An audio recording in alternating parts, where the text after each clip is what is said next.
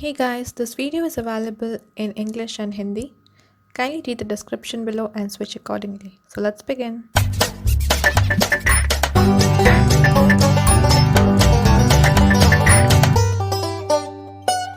So the bacterial cell wall is chemically composed of peptidoglycans. It is also known as murin.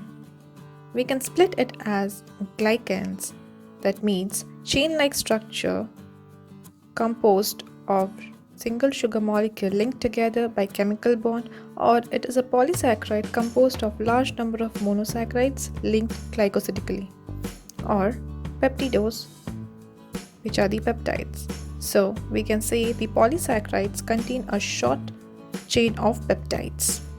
Now the peptidoglycans are unique to bacterial cell.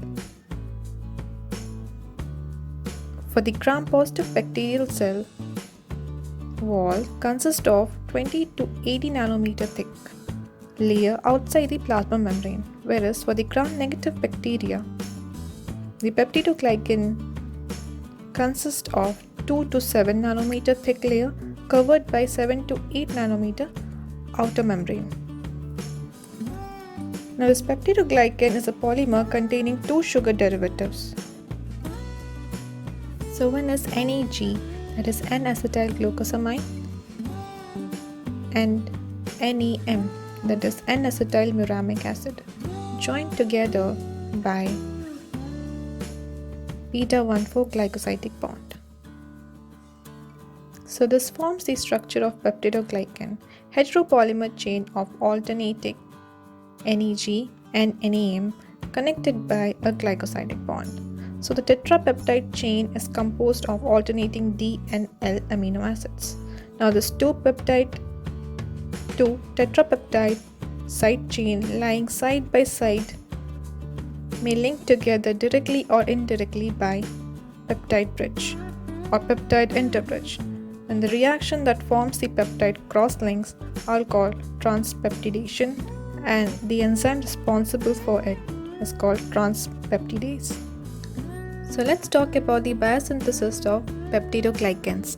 So the peptidoglycan monomers are synthesized in the cytoplasm, then attached to a lipid membrane carrier bactoprenol that carries peptidoglycan precursor through the cytoplasmic membrane.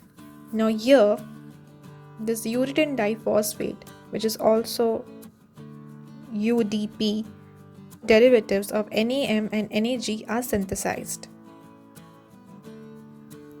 There is a sequential addition of amino acids to UDP NAM to form UDP NAM pentapeptide. Now what happens is it releases uridine monophosphate, and then the NAM pentapeptide is transferred to bactoprenol phosphate. They are joined by a phosphate bond.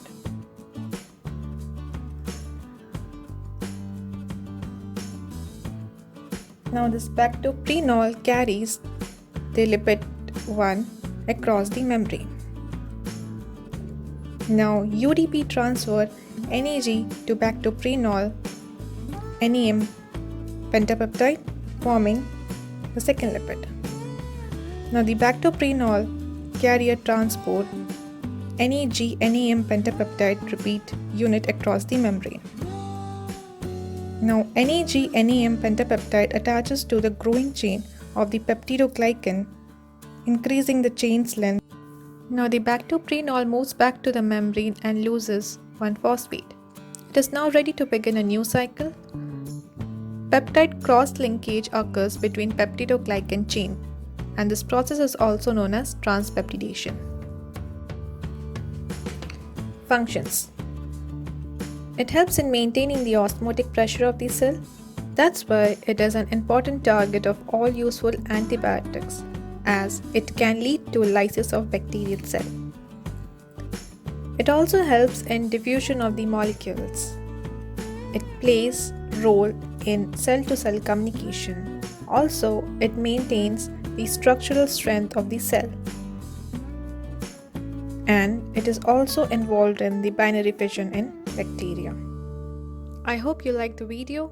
You can also connect to us on other social media platforms. And hey, thanks for watching.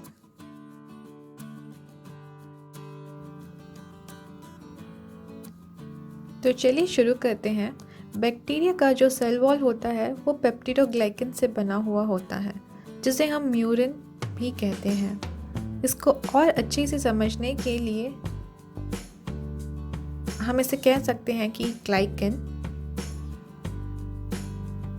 जो कि एक polysaccharide है क्योंकि वो काफ़ी सारे monosaccharide से बना हुआ होता है, और पेप्टिडो, जिसे हम पेप्टाइड्स भी कह सकते हैं।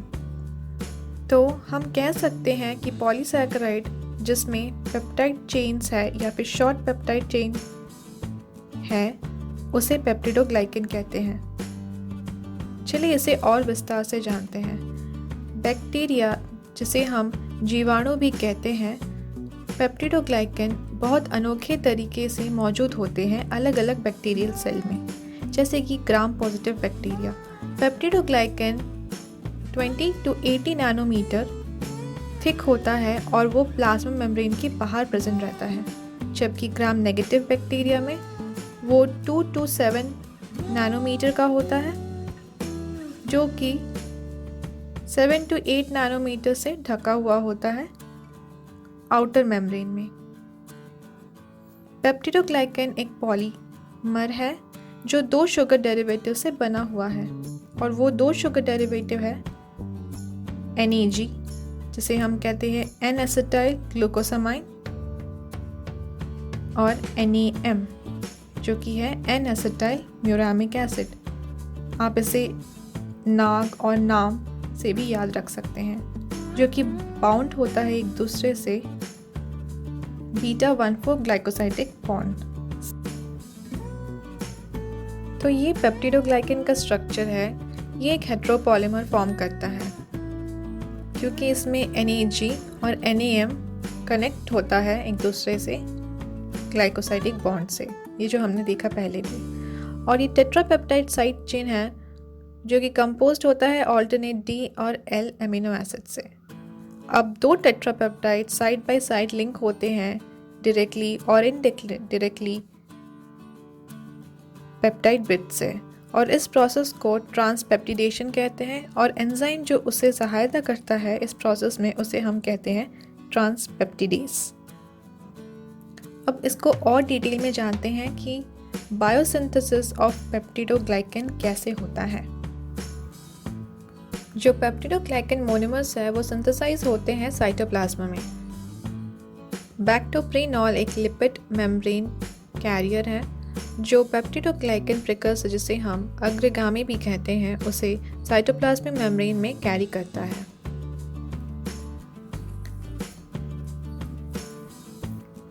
Urine diphosphate derivative NAM synthesise होता है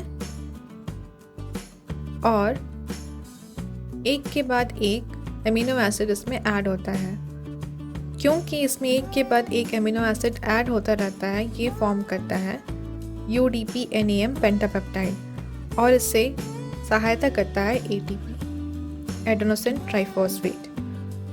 नेक्स्ट स्टेप में UMP यूरिडिन मोनोफॉस्फेट जो होता है वो रिलीज हो जाता है, जिस वजह से बैक्टोप्रेनॉल फॉर्म करता है NAM पेंटापेप्टाइड, जो कि लिपिड 1 है। दूसरे स्टेप में UDP-NAG जो एक और प्रिकर्सर है, UDP ट्रांसफर करता है NAG को और ये बनता है NAM-NAG पेंटापेप्टाइड। जैसा कि मैंने कहा पहले, बैक्टोप्रेनॉल ट्रांसफ़र करता है अक्रॉस द मेम्ब्रेन। ये जब लिपिड 2 बन जाता है इसे ट्रांसफ़र करता है। अब जो NAG-NAM पेंटापेप्टाइड है वो अटैच हो जाता है पेप्टिडोग्लाइकन के चेन से और वो अपना लेंथ इंक्रीज़ करता रहता है एक के बाद एक। तो फंक्शंस की बात करें तो मेजर फंक्शन यही है कि वो ऑस्मोटिक प्रेशर मेंटेन करता है बैक्टीरियल सेल का, इसलिए जो एंटीबायोटिक्स होते हैं वो उसको टारगेट करते हैं, क्योंकि अगर हम उसे टारगेट करेंगे तो बैक्टीरियल सेल लाइसिस होता है। उसके साथ diffusion of molecules, cell to cell communication and structural strength, binary fission में भी हेल्प करता है। तो ये सारे हमने पढ़े structure, function, biosynthesis of peptidoglycan. I hope आपको सब समझ में आया हो। आप हमसे दूसरे सोशल मीडिया प्लेटफॉर्म में भी कनेक्ट कर सकते हैं। Thanks for watching.